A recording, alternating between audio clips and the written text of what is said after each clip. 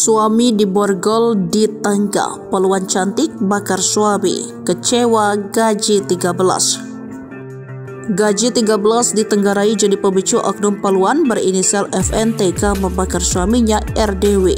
Sama seperti FN, RDW juga berstatuskan Polri yang juga bertugas di Polres. Konflik tragis istri dan suami ini terjadi di Komplek Asrama Polisi Polres Mojokerto, Sabtu 8 Juni 2024 pagi. Akibat perbuatan istrinya, RDW yang memiliki pangkat bribtu menderita luka bakar 90%.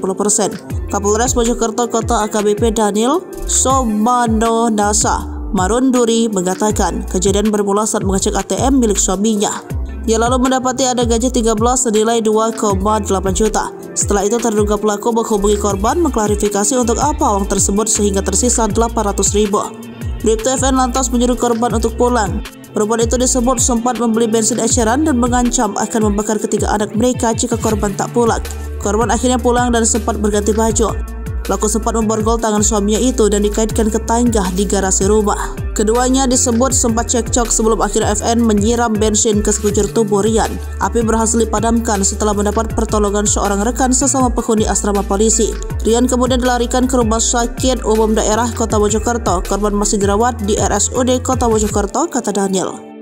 Kabid Humas Polda Jawa Timur, Kombes Pol Dirmanto membenarkan jika kasus ini sudah dilimpahkan ke Polda Jatim.